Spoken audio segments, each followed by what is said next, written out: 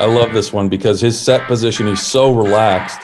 And one thing I preach a lot about is footwork. Like, his footwork is absolutely excellent. Goalkeeping isn't an exact science. Like, it's one of these things that one thing might work for one guy or it doesn't work for the other.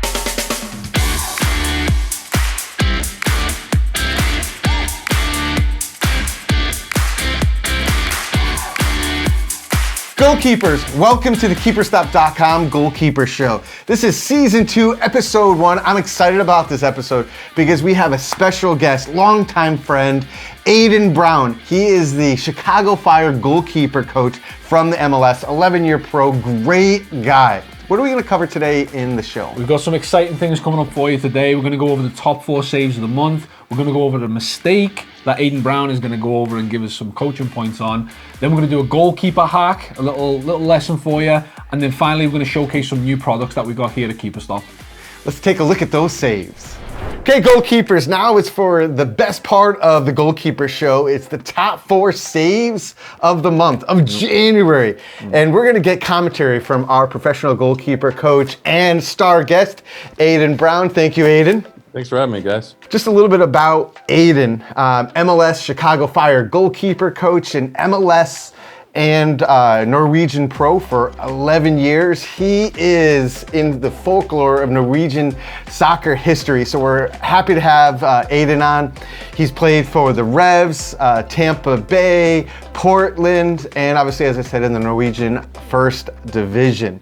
So we were looking forward to having your response and your reaction to these goalkeeper saves submitted by our community.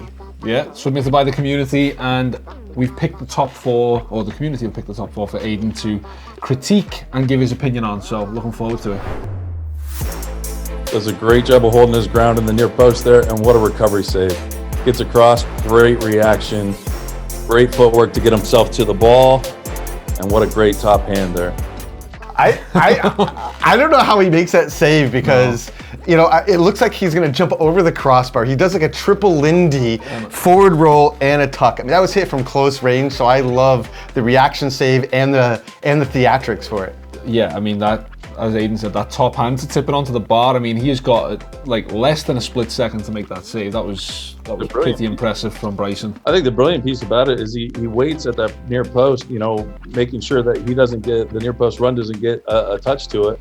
And then once it goes past him, he uses great footwork, gets across his goal, and a great reaction from him. You know, he's right on top of him, uses that top hand right across the bar, and looks like he's a bit of a gymnast there. He's definitely got kangaroo in him on that one. So next save is from? So save number 2 comes from Philip.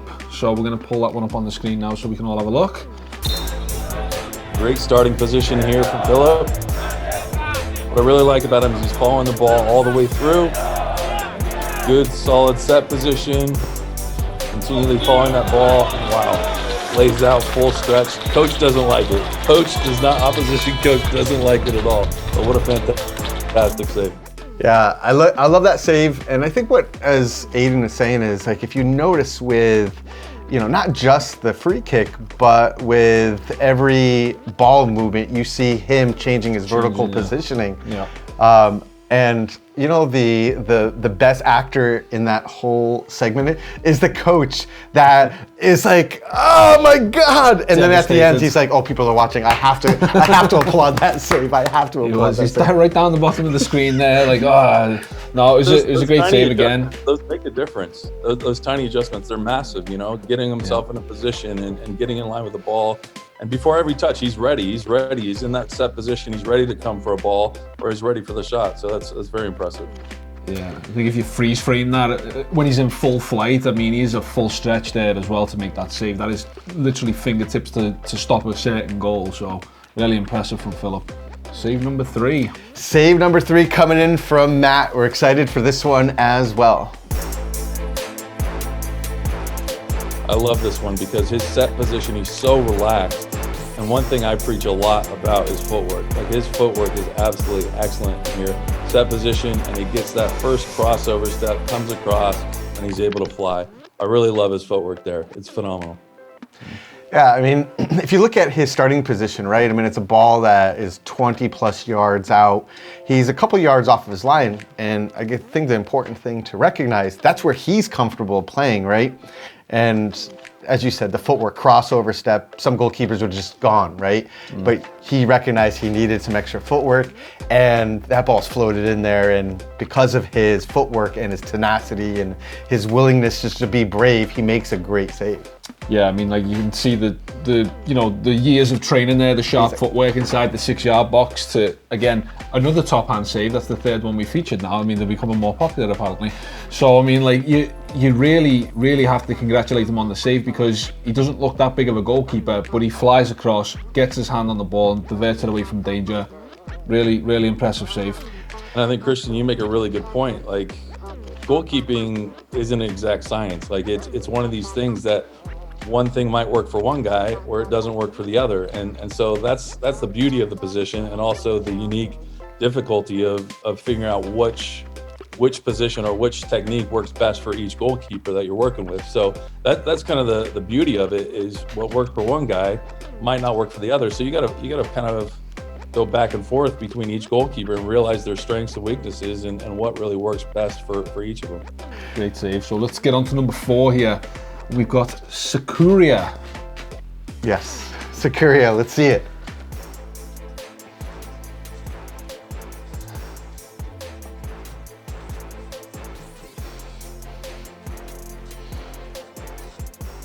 Ooh.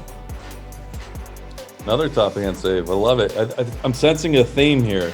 But what I love about this one is just before the shot is that quick little shuffle he gets in beforehand, and he's able to go. So he's able to get that quick little shuffle just to gain a yard, half yard, whatever it might be, and he just kind of goes from there. And again, it's his top hand. It's a brilliant save, because if he doesn't take that shuffle, I don't think he gets there. I really don't. So it's a brilliant save. And one thing I want to say though, there's been on 2 of these saves, there's been positioning from the start where these goalkeepers are kind of hugging their near post when their ball's wide. And this is something I see from a very young age all the way to professional goalkeepers, where when that ball's wide, a lot of goalkeepers will stay in that near post space rather than kind of drift more central. And if you think about it, if you're more central, it's a lot quicker to come forward and attack that ball and basically make the save rather than backpedal. Like if that ball is going on goal and into the net, it's a lot more difficult to retreat backwards once you're facing that ball. So I would say positioning from the start when the ball is wide, can you goalkeepers maintain a more central position? Because it's a lot easier to attack that ball than it is to retreat. Yeah, absolutely. I mean, that whole play there, the play is progressing from right to left, and you can see him moving with the ball, and it's brilliant. Yeah, he's ball movement too. It's a great example from a field player and goalkeeper perspective. Yeah, I mean, he had to be patient to make the save in the end, because he's moving across with the play, and eventually the shot is taken, and it's a great shot right in the top corner. And again, he's made a great save with his top hand, but the thing that impressed me the most was the patience of moving across the goal to make sure he was in position to make that save in the first place. All right, now you've seen all of the saves, the top 4 for January. Which is your favorite? And you don't have to play favorites if you don't want to, but if you want to highlight one, you're welcome to. Well, I think the one, I want to say Matt, where he gets that crossover step in and goes with his top hand. I just really like how relaxed he is in his set position. I mean, for me, again, I go back to what we were talking about earlier. I don't think there's one right or wrong way to play the position, but I personally prefer a nice, relaxed, set body position. And so for him to get nice and relaxed and use that quick crossover step and get to that top hand, that one for me was very impressive. So Matt, you're fortunate. You got a pro goalkeeper coach, MLS Chicago Fire, Adin Brown. You know, if and when you're in the draft, maybe this will help. I don't know. I'm just kidding. He's not in the draft, just for the record, for the MLS, you know. But well done, Matt. But the community, the goalkeeper community has spoken. Maybe Bryson has more friends in the goalkeeper community than Matt does. But Bryson, again, congratulations for being picked for the January Save of the Month. And Paul, what did he win? He has won himself a pair of One Glove Company goalkeeper gloves that he can select off of our website. So Bryson, do get in touch. Let me know what pair you'd like, and we can get those out in the mail to you, pal. Next part of the show that we really wanted to highlight for the new season is not only the great, exceptional moments that we just saw, but also the development opportunity. So we needed the goalkeeper community to submit a learning opportunity, a mistake, have you. And we wanted to get our guest, Adin Brown's, his feedback on that mistake. And this is an exceptional mistake, and I mean exceptional in terms of it makes you cringe, but it also makes you warm and fuzzy inside at the end. And they all don't end like that, but at the end of the day, it's a learning opportunity. So do you want to introduce our development opportunity? Yes, so the video was sent in by Steven Torres, and he actually went viral on social media through this particular mistake. And we wanted to feature him again today because we think that it's a great learning opportunity for Steven and other goalkeepers that may be in similar positions, and to have Adin give his opinion on it and possibly some coaching moments for it.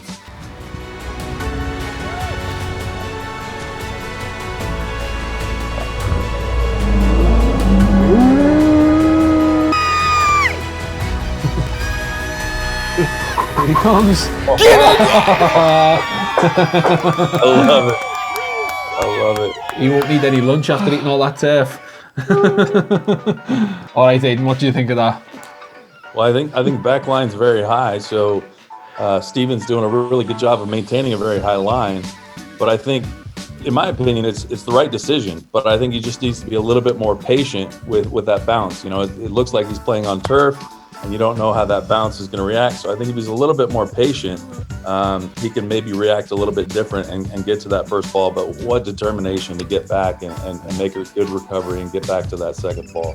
Fantastic. I have more gray hairs after seeing that. Yeah. You know, I mean, obviously with the enthusiasm to come off his line and misjudging the bounce of the ball, I think a lot of keepers there would have just been like, oh, you know what, it's a goal. Like, I'm just going to trudge back to my line. But for him to get back up and sprint full speed and make that save, I mean, just redemption, you know? So now we have the opportunity to hear Steven's reaction. So because of this was done in the past, Steven has provided us with a video. So let's watch Steven's video and understand what he was thinking at that time. Absolutely. Hi guys, this is Stephen Valencia Torres, the goalie from that save.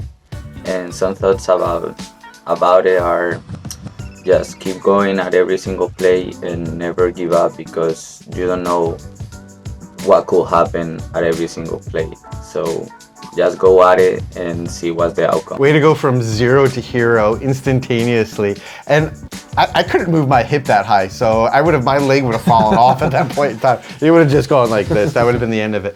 I mean, we see pros, have these same learning opportunities. I mean, just recently we saw Burton Leno get sent off from Arsenal because of a similar situation, right? He was playing a higher line, ball played through, and he misjudged it.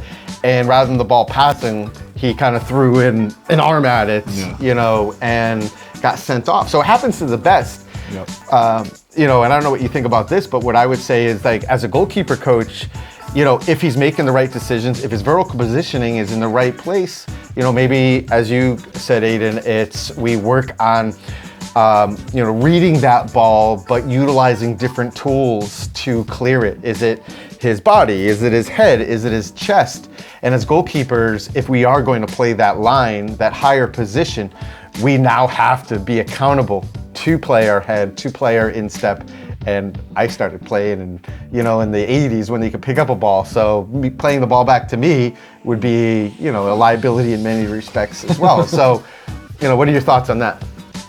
No, I think you make a lot of good points. By the way, I love how you call mistakes learning opportunities, because that's exactly what they are. I mean, that's something I preach all the time. Name one goalkeeper in the world that hasn't made a mistake. There isn't one. There absolutely isn't one. So, like you said, they're learning opportunities. That's exactly what they are. They're chances for you to get better and learn from your mistakes and move on. And for me, it's super important that you do move on, because, say you're in the 5th minute of a game and you're playing 90 minutes and you make that mistake, you can't dwell on it, because if you do, then you're going to continue to make mistakes over and over and over again. So you need to put it in the back of your mind And then once the game's all said and done, you can go back and analyze it, but you just need to move forward once you do make that mistake.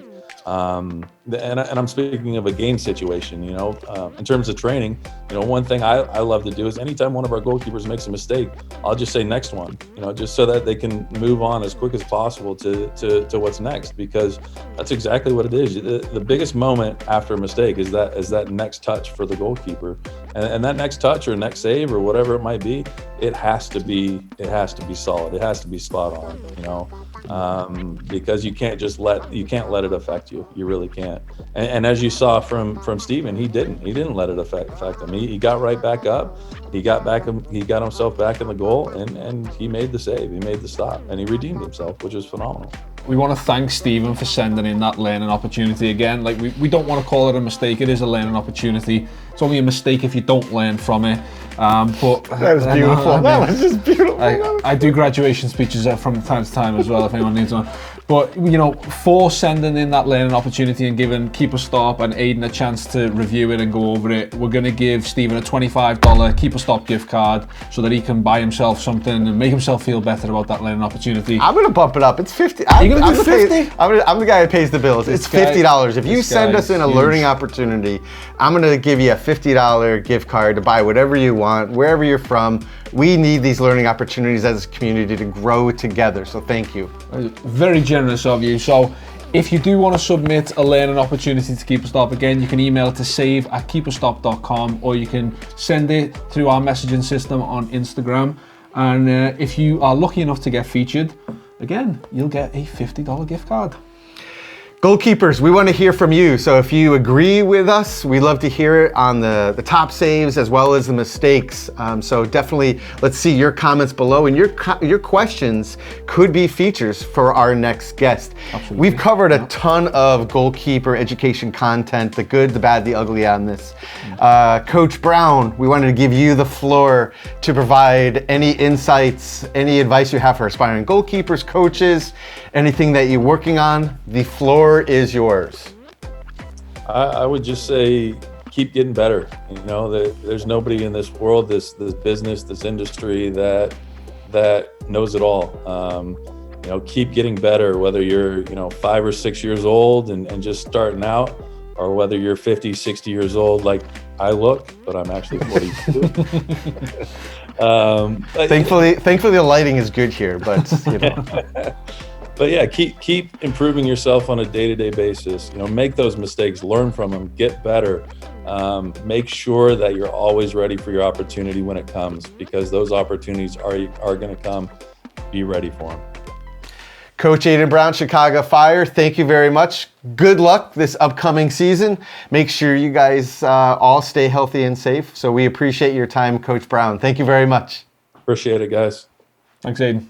Our next segment are questions submitted by you. And one of the questions we get all the time from goalkeepers and parents is how to size your goalkeeper gloves appropriately. Yep.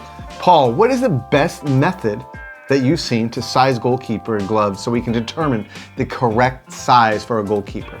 We found that the hand length measurement is the most important when it comes to correctly sizing your goalkeeper gloves. So we developed this little sizing chart here that you can find on the sizing section of keeperstop.com. It's a good little tool. It's a reference to have to know if you're getting the correct size goalkeeper glove. Again, it's not an exact science because each brand fits differently, but this is a really good place to start. So if you wanted to measure the length of your goalkeeper's hand, you can use this chart. You grab a ruler or a measuring tape, whatever you have handy at the house, and all you do is you measure from the crease here in the wrist to the tip of the middle finger. And as you can see here, Christian is measuring about 7 3/8 of an inch, so just under 7.5 inches. Now, if we refer to the sizing chart there, between 7 and 7.5 inches would make Christian fit in either an 8 or a 9, depending on the brand. I know for a fact that you wear size 9 most of the time because you like a little bit of space at the end of the fingertips, which is ideal when you're wearing your goalkeeper gloves because you don't want the gloves jammed up against the end of the finger, and you don't want more than 1/4 to 1/2 inch of space at the end of the fingertips either. So this is a great little tool to use if you're not sure about sizing. You can find this on the keeperstop.com website, and you can use it to size your goalkeeper gloves appropriately. Yeah, this is exceptionally important because the reality is if the goalkeeper glove doesn't fit right, it doesn't wear right. And so that means it decreases the life of the glove, the durability breaks down much quicker. So as you indicated, at 7 3/8, so between 7 1/4 and 7 1/2 inches, right? I know that I can be in a 9. Some gloves I'm an 8, as you said, and it's very important. We're happy to help with sizing too, by the way.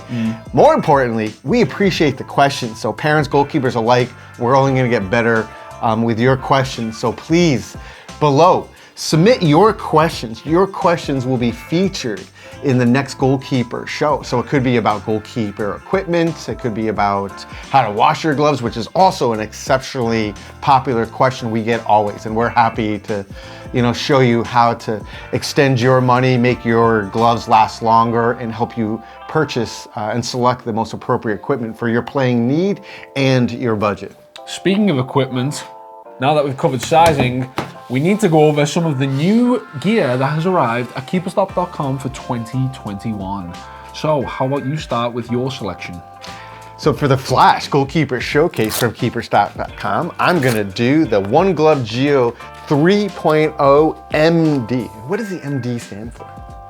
Was that a question? Yeah. It's for Martin Dubravka. He is the Newcastle United goalkeeper in the English Premier League. He is an ambassador of the One Glove Company, and he has worked with One Glove to design this to his specifications, the way he likes his gloves to fit, the latex, the backing material, it's all brand new.